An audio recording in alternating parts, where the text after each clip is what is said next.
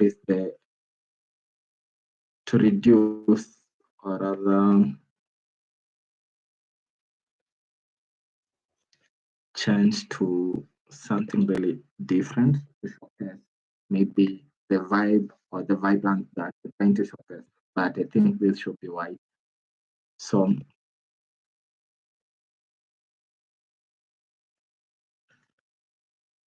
so maybe to iterate again on the visual hierarchy bit. So visual hierarchy, it's a guiding user according to this website, maybe what they should see first or what they should go with first. So you're going through this navigation link are usually considered as our campus. So I'm landing onto this site. This is my campus. I'm designing for young enthusiast people who want to learn maybe about blockchain, who are really, really passionate about blockchain. So I'm considering putting here success stories of maybe projects that you're working on. The be sliding or moving on in a more like not manner. So they'll moving on, and then this is what we are currently doing. So we are talking more, or rather the title about our site, and then something that explain more about this, and then we can add or rather finish with a call to action. So we can finish with a call to action. So here we're going to, again, maybe let me just add a call to action and then explain something.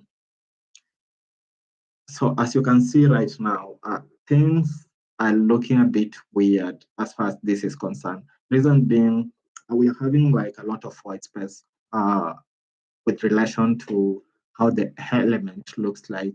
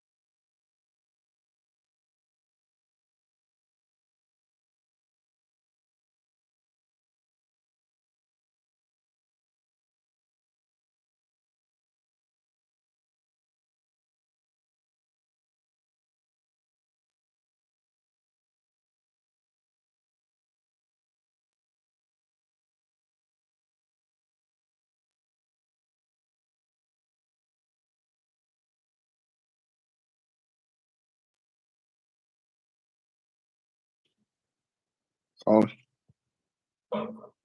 before Steve speaks, thank you very much, Silas. The session, was it possible for you to send your number or anywhere I can find you? LinkedIn?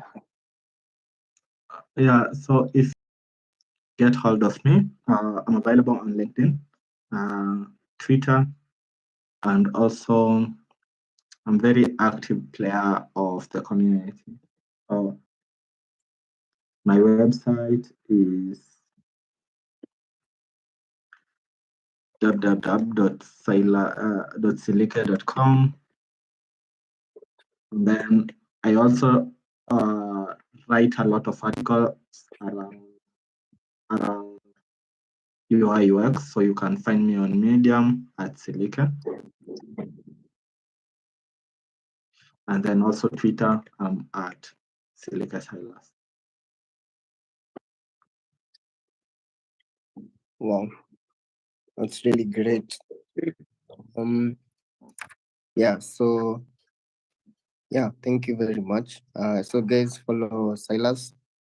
He's one of the best UI UX designers in the tech space. Yeah, I think I don't give a brief history of how I met him, but he's one of the best. He's even worked with Have you told people your experience? You've worked with Safaricom and the rest. Yeah. Oh, he didn't get, yeah. We did introduce, rather we didn't start, we did start organizations. I've worked with, initially, as I began, I told you guys I'm usually more of a contractor UI UX and also a technical mentor. So I've worked with, actually contracted us with organizations as UX. And then I do that. So I've worked with a couple, a lot of. The recording has stopped.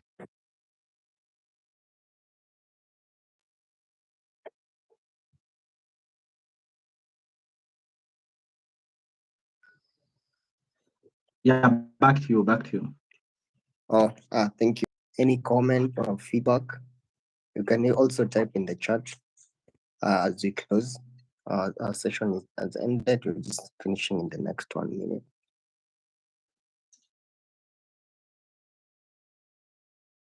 I think there's something that I really didn't get. I don't know. You said just, you kept saying just led, or what was it?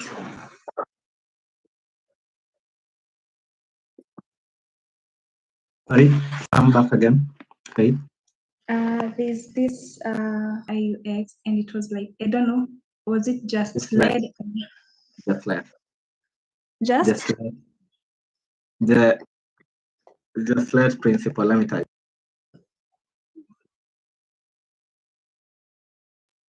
Just like principle.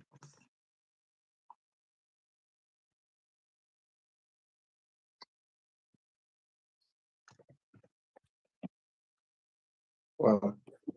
So did I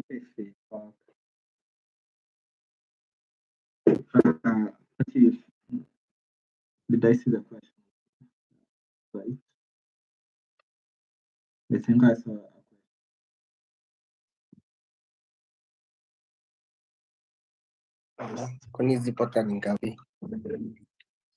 It's asking, I saw a question related to that if someone decides to take on WordPress instead of website. And in most of my talks, one thing you'll notice is that tech is fast. Tech, and when we talk about maybe even just developing a website, it's very, very big and it's vast.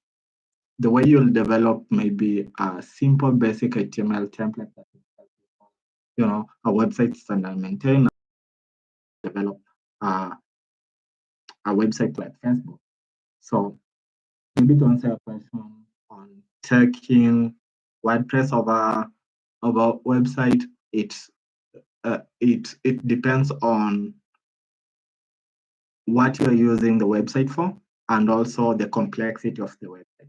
If it's just a simple website that needs to tell your users that, hey, my shop is WCB and it's on town and these are direction. It means that if that's what you want to achieve, there's no need for you to go and write like a huge that you can just use that. So it depends with your use, and yeah, it's not bad to use WordPress, but it just depends with what you want to use it for. If it's simple thing, go with that. WordPress, if you want to customize things, you want to have a customized user experience, go with developing.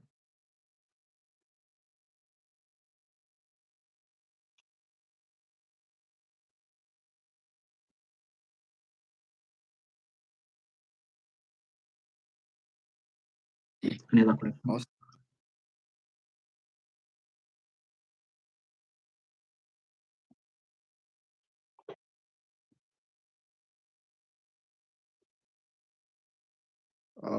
Okay, if there's no other question, I guess we can wrap it up. Thank you guys for attending this session. And thank you, Silas, for sacrificing your time. It's literally 10, almost 10:30. So thank you very much. And yeah, look forward to seeing you on the next one. And also, guys, thank you for attending. I think maybe the only update I can give is if in your teams, in the teams that you're in, please at least have one member do the Decade course. It's not a requirement from us. It's from the Dfinity team. They're the ones who are in charge of your projects and the whole of the mega hackathon. So yeah, they just gave us that that instruction that at least all teams that participate at least should have one person who has done the Decade course. So if you haven't done, you still have time. I think there's still like almost 3 weeks. Yeah, check out any of the courses that are featured. Use the invite link that we sent. If you don't have the invite link, just check it on the group, because use that particular invite link because we are using that to track. That's how we can know that you actually did the course, because we are working with the Decade team, so they actually get to tell us who has done the course and if they're certified or not. So please use that link. If you don't use that link, then we might not get to track you, and now you see clear evidence that you at least attempted the course. Even if your project hasn't yet been reviewed, as long as you started it, it's okay. Yeah, apart from that, I don't have any other thing. Maybe if anyone has any concern before we close, maybe any burning concern. I have a concern. Okay. Not really a concern, but an inquiry. Just want to tell us what of Flutterflow? I've been talking about Figma. How about the new kid in the blog, Flutterflow, and the experience? Have you interacted with it, and maybe the advice on that? Oh, that's for Silas.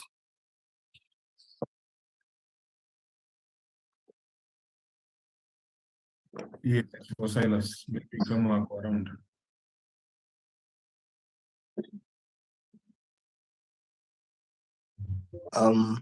Sorry, I was speaking on mute. Yeah. So I bet Flutterflow, maybe correct me if I'm wrong. Flutterflow is the one which you design and then you convert code, right? Yeah, but now, based on Flutterflow, the difference I've seen is that you can integrate something like Firebase, Supabase, and also APIs, and so on. Maybe if you've interacted with it, maybe an advice on that. Yeah. So I was sent that sometime back, some few weeks ago. It's a really good tool. So just like any other AI tool, the earlier you adapt, the better. I've interacted with it.